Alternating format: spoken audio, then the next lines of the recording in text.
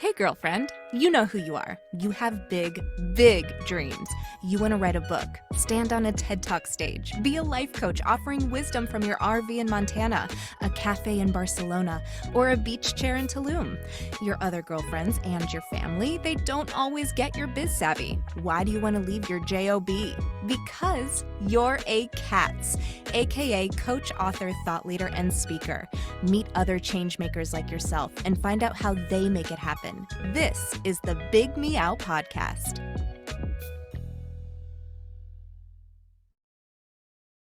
Hello, friends. It's Kristen, and we're here with Andra Davidson. Hi, Andra. Hi, thanks for having me. So, your topic is something I think that's really important because a lot of us women go through it. That's being a divorce coach. So how did you become a divorce coach? So I went through my own divorce about 8 years ago, and a lot of people asked me how I ended up getting through it the way that I did. I was able to dig in and find a lot of optimism and to take the high road and come out on the other side truly better than I was before. And informally, I started helping people. And I got to a place where I really realized that this is the work that I need to be doing. And it brings me so much joy to help people find their strength again as they go through this really difficult life challenge. So what are some of the things that we need to consider if we're facing a divorce or we're going through that process right now? Well, the most important thing to remember is that it is a matter of time, that it will pass, that it is so common to feel isolated, alone, and overwhelmed, sort of paralyzed by all the decisions that are facing you, the life changes, and that grieving process is completely normal and expected, and to give yourself a lot of grace and patience as you go through it. There are all kinds of options out there, resources, tools, and to avail yourself of some of those things. You don't have to do it by yourself.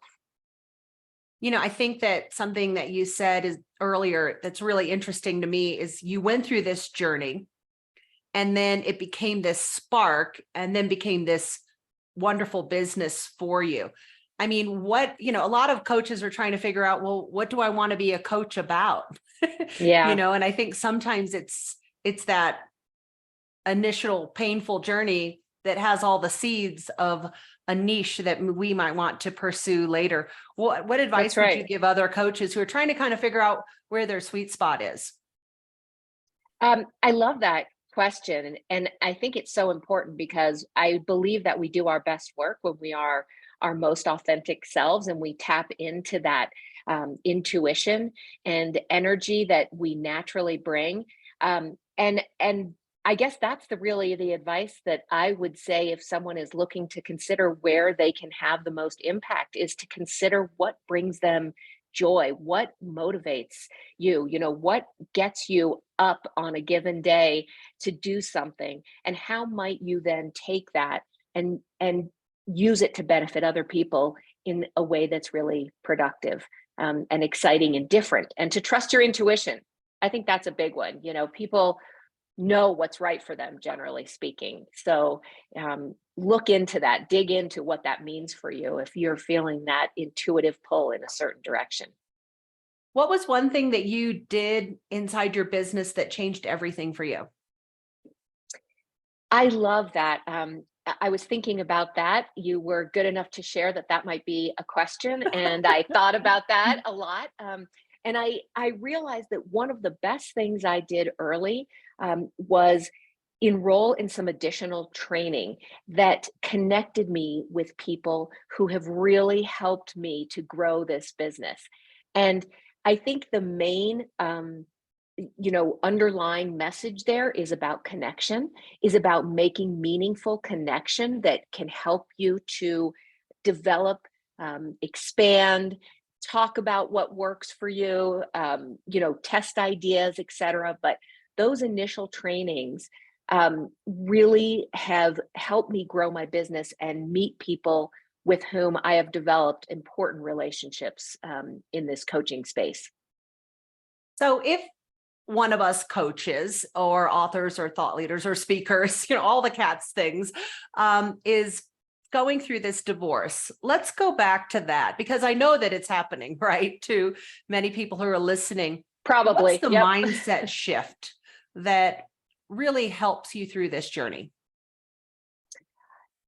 The most important thing I would say in answer to that is two things.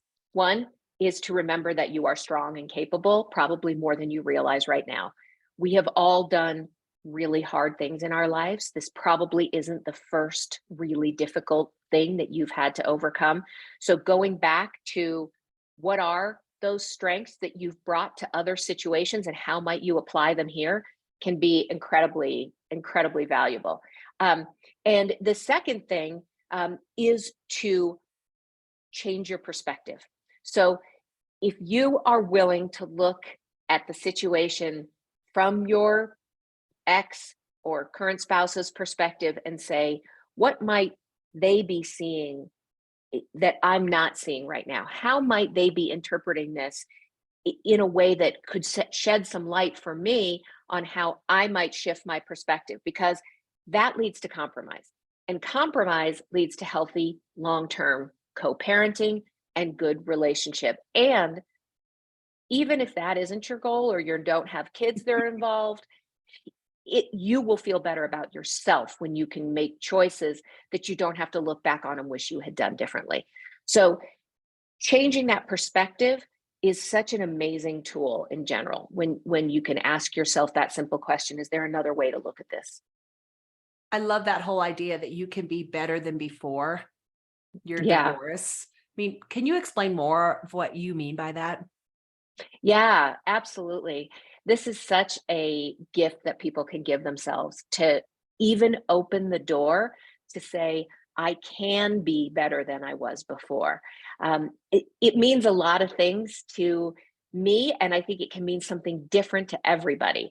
For me, it means finding out who that authentic best self was and how I wanted to live that life in what I call this sort of next phase, right? This next best you. What is that going to look like? Who do you want to be at that time? So, better than before divorce can mean anything that you want it to. It can mean your career, how you feel about yourself as a parent, as a partner, as a friend, as a daughter or a son or sister, brother, whatever it is, whatever relationships that matter to you and that you want to focus on improving, you have that opportunity to do it. And I love putting it out there as the optimistic, big picture goal and vision because it keeps you focused on getting there.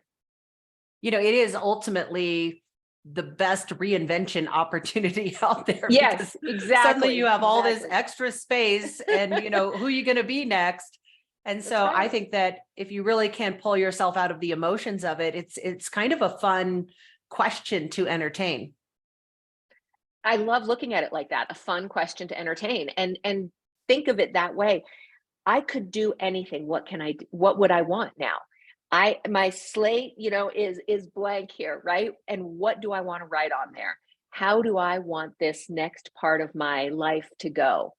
And I think there's also something really important to grieving the Yeah. situation that you're leaving. So don't rush that because that's very valid and important. And if you push it down and ignore it, it will come back just in some other way that you're probably not going to like very much. So working through it in the present is really important. And then having that eye toward I'm doing this so that I can process it and get toward that next best me and who I want to be going forward. It's funny. I think about it just as we're having this conversation. I got divorced. Gosh, it's probably been about 20 years ago. Right. And after that, I became a coach. And so I think that, I don't know if that's true for you, but it can be this opportunity that is a catalyst into this amazing, rewarding future that maybe didn't occur to you when you're putting all of that energy into a relationship, trying to make it work, even if it wasn't working. Oh, So much so. That's so true, Kristen. I think so many of us, when we get to the other side of a divorce, go, oh my gosh, I didn't realize, where, like you said, where my energy was going, where Right. my, how much it was sapping from me of the dreams that I had and the good things. Now, that's not to say every divorce is like that, but the idea that you can find um, opportunity in the newly created space, which is what you were just say, is a beautiful one that I really really love. And I think that's where divorce can be transformative in a positive way if you want to choose that, and make the effort to say that's the direction I'm going to go with it. And that doesn't mean it happens immediately, but through the transition, that's a perspective you can choose. How is a divorce coach different than a family law attorney? Great question. So that's really important for people to know. A an attorney will help you specifically with the legal dissolution of the marriage, and there are all kinds of specific components that are very important depending on what state you live in that you have to go through as a result of going through a divorce. And a lawyer is really important part of that process. There are ways to do it yourself. There are legal resources online if you don't want to go through hiring someone, but it's very separate than a coach who is about helping you navigate the emotional journey through divorce and making specific plans and taking small steps to help you get through each of those things toward your future. Your lawyer is not the person that you want to spend time with working on your emotional journey. It's not a financially feasible arrangement. That is not going to be your best bet and way to use your money. On the other hand, a coach can help you to maximize the relationship with your attorney so that you use him or her for what they are really trained to do and qualified to do, and that you then complement that with a coach who helps you navigate the emotional side and ask the right questions, make plans, get organized, and really handle the whole other side of divorce, which is different but equally important. Absolutely. Andra, where can we find you? So I have a website. It is betterthanbeforedivorce.com, which is my new program that I'm really excited to launch. And I hope you'll visit and check it out. Thank you so much for being on the Big Meow. It is my pleasure. Thank you for having me.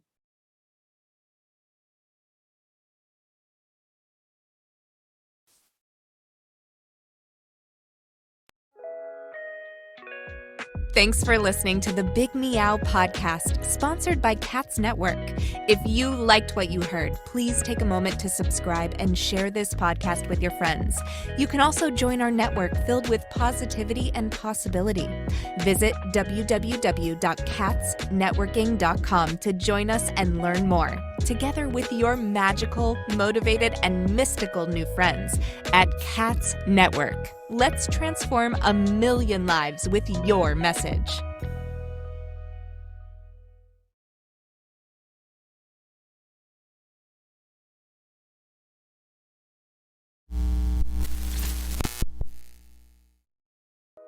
Are you feeling isolated sitting at home in your PJs?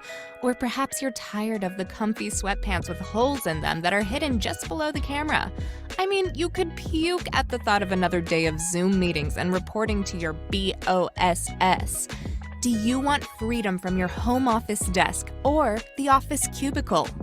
Do you want freedom from your current career? Or are you frustrated that your online biz dreams are going nowhere? It's all too overwhelming. Where do you start? All the tech, the choices, and your message. Yep, I said your message, your brand, your voice. What is it? Do you even know what that means? Do you need a biz coach but don't want to invest the big bucks? Let's face it, being a solopreneur is lonely, but you don't have to do it alone. And here's a solution. Join C.A.T.S Network. C.A.T.S Network is a woman-only membership community exclusively available to you, the life coach or executive coach, the author, the thought leader, or the public speaker. If you identify with this list or want to work on adding some of these to your skill set, C.A.T.S is the place for you. Check us out at www.catsnetworking.com. That's C-A-T-S networking.com. Because let's face it, cats are better together.